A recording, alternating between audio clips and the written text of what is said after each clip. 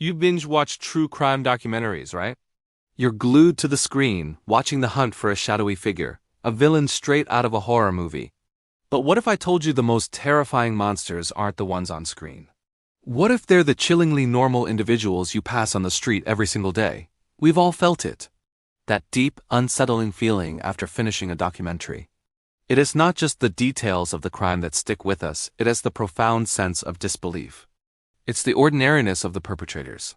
Their fathers, mothers, colleagues, neighbors. People who coached Little League, attended community meetings, and smiled at you in the grocery store. This disconnect between their monstrous actions and their mundane lives is what truly haunts us. It forces us to ask a terrifying question. What if the monster looks exactly like the person living right next door? This is where true crime media often gets it wrong, and where our own psychology plays a trick on us. We crave the monster archetype. We want a clear-cut villain with fangs and claws, a boogeyman we can easily identify and separate from ourselves and our communities.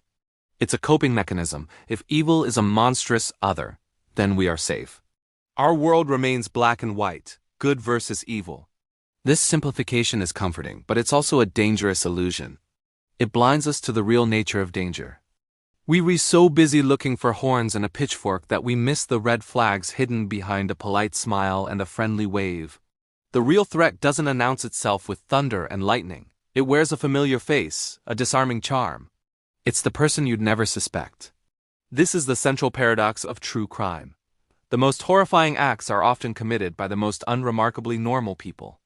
And when we finally start to peel back that mask of normalcy, what we find underneath is far more complex and terrifying than any fictional monster. So why do these seemingly ordinary people commit such extraordinary acts of evil? It's not a simple switch that flips. Psychologists and criminologists point to a complex cocktail of factors, often referred to as the dark triad of personality traits: narcissism, Machiavellianism, and psychopathy. A narcissist's inflated sense of self-importance can lead them to believe they are above the rules that govern the rest of us. A Machiavellian individual is a master manipulator, using deceit and cunning to achieve their goals, no matter the cost to others. And a psychopath lacks empathy, viewing other people as mere objects to be used and discarded. But here's the crucial part: these traits exist on a spectrum. Many people exhibit some of these characteristics to a minor degree without ever becoming dangerous. The danger arises when these traits are highly pronounced and combined with specific life circumstances, a history of trauma, social isolation, or a series of failures that fuel a deep-seated rage. They learn to wear a mask of sanity, perfectly mimicking emotions they cannot feel and social conventions they do not respect. They are chameleons, blending seamlessly into society while hiding a void where empathy and conscience should be. They are not otherworldly monsters. They are broken human beings, and their brokenness makes them unpredictable and incredibly dangerous. Let's consider the case of Dennis Rader, the BTK killer. For decades, he was a pillar of his community in Wichita, Kansas. He was a church council president, a Boy Scout troop leader, a husband, and a father.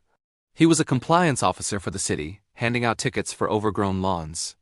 He was aggressively, painfully normal. No one saw the monster lurking behind the meticulous, rule-following facade. He terrorized the city for years, sending taunting letters to the media, all while returning home to his unsuspecting family. Rader is the ultimate embodiment of the neighbor-next-door monster. His story shatters our belief that we can spot evil from a distance. It proves that the scariest monsters are the ones who know how to hide in plain sight. This is the illusion we buy into. Documentaries often package these stories neatly. They present us with a puzzle, and by the end, all the pieces fit. The killer is caught, justice is served, and order is restored. It gives us a sense of closure. But real life is messy. For every captured killer, there are lingering questions and unresolved fears. The biggest fear? That we are not as good at judging character as we think we are. We rely on social cues: a smile, a kind word, a shared laugh to build trust. But what happens when those cues are a performance? When the person you trust the most is simply a very good actor? This realization can be paralyzing. It can make us suspicious of everyone, churning our communities into collections of strangers. But that's not the answer. The key isn't to live in fear, but to become more discerning. It's about learning to trust our intuition, that little voice in the back of your head. The one that whispers when something feels off about a person even if you can't logically explain why. That's your primal threat detection system at work. We are often socialized to ignore it, to be polite, to give people the benefit of the doubt. But when it comes to personal safety, your gut feeling is a data point you cannot afford to ignore. It's not about being paranoid. It's about being present and aware. Think about Ted Bundy, who famously used his charm and good looks to lure his victims. He exploited the social script that tells us a clean-cut, well-spoken young man is trustworthy. He weaponized normalcy. His case taught a brutal lesson. Evil doesn't always look evil. It can look handsome, intelligent, and charismatic. It can look like someone you'd want to help. By understanding this, we can begin to recalibrate our own internal alarms. We can learn to look past the surface and pay closer attention to inconsistencies in behavior, to manipulation disguised as charm, and to a lack of genuine empathy behind a practiced smile. Ultimately, our fascination with true crime isn't just about a morbid curiosity. It's a quest for understanding. We want to understand the why. Why do people do these things? By watching these stories, we are, in a way, trying to arm ourselves. We're studying the enemy to learn its tactics. But the most important lesson these documentaries can teach us is that the enemy doesn't always wear a uniform.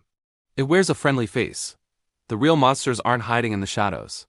They're standing right next to us in the broad daylight. And the most terrifying part is, you might not know it until it's too late. The challenge, then, is to live in a world where these individuals exist without letting fear consume us. It's about finding a balance between caution and connection. It means fostering strong communities where people look out for one another, not with suspicion, but with genuine care. It means teaching our children and ourselves about boundaries and consent, and to trust their instincts above all else. Because the monster under the bed is a fiction, but the monster who offers you a ride home could be very real. And recognizing that truth isn't about creating fear. It's about empowering ourselves with knowledge. Welcome back. In part 1, we peeled back the curtain on the myth of the monstrous figure lurking in the shadows. We learned that evil doesn't always announce itself with a dramatic flourish. Often, it's the person you'd least expect.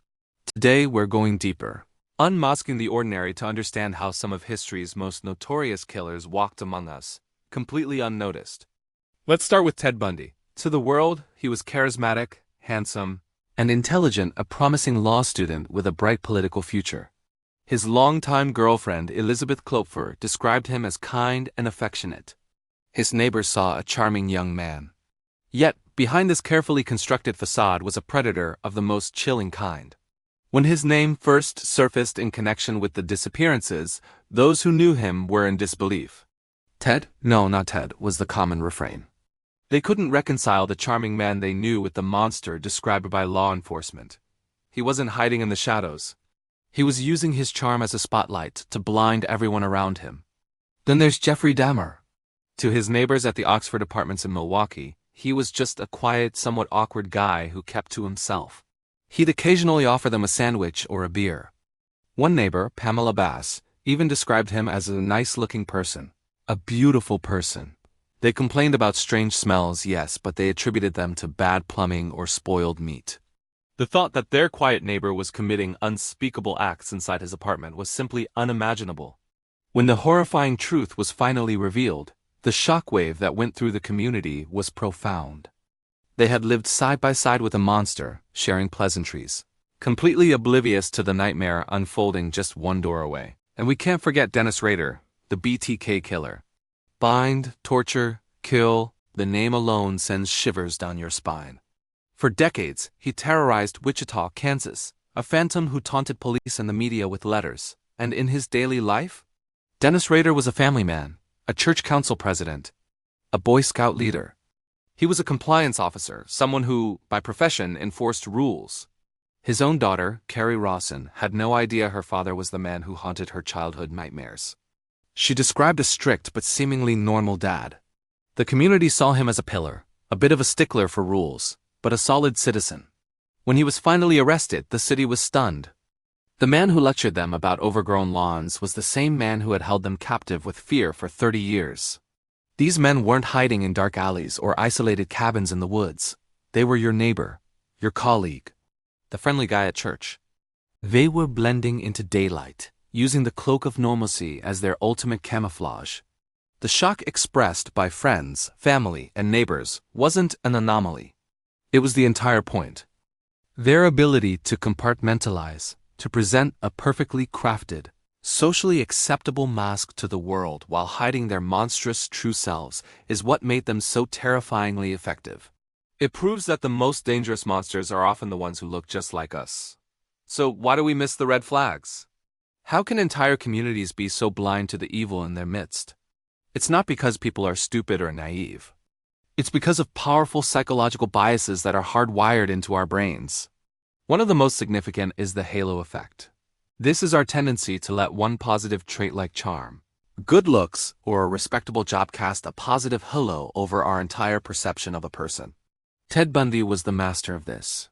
He was so handsome and articulate that people automatically assumed he must also be good, kind, and trustworthy.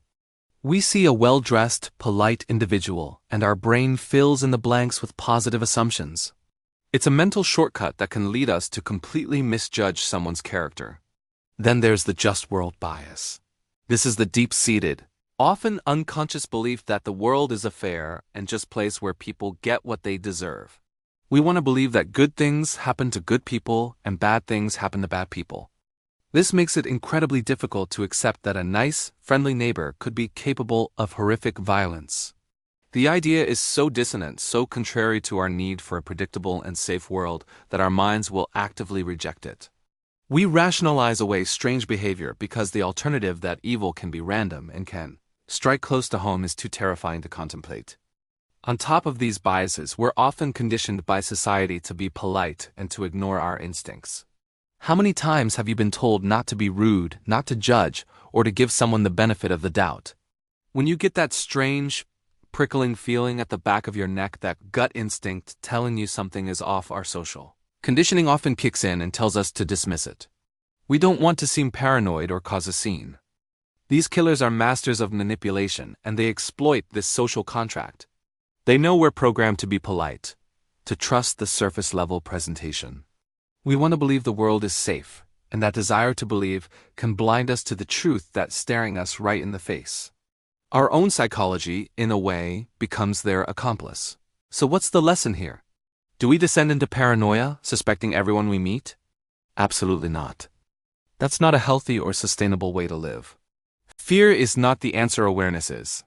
The key takeaway from these chilling stories is the importance of vigilance and trusting our instincts. It's about understanding that evil doesn't always wear a scary mask. Sometimes it wears a friendly smile. It's about paying attention to that feeling in your gut when something just doesn't add up, even if you can't logically explain it. That off feeling is your brain's ancient alarm system, processing subtle cues that your conscious mind might be dismissing. Don't let social politeness silence it. This isn't about living in fear of your neighbors. It's about empowering yourself with knowledge. It's about understanding the psychology of deception so you can recognize it. It's about creating communities where people feel safe enough to speak up when something feels wrong without fear of being dismissed or called paranoid. We need to look out for one another, not by being suspicious, but by being present and aware. The real monsters are often closer than we think, not because the world is full of them, but because they are so adept at hiding. They wear the most ordinary disguises. By shedding our biases and learning to trust that innate sense of warning, we can become much harder targets for those who seek to do harm. Awareness is our shield. Thank you for joining me on this deep dive. It's a heavy topic, but an important one.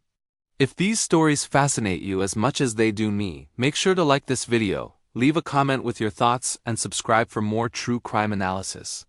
Stay aware and stay safe.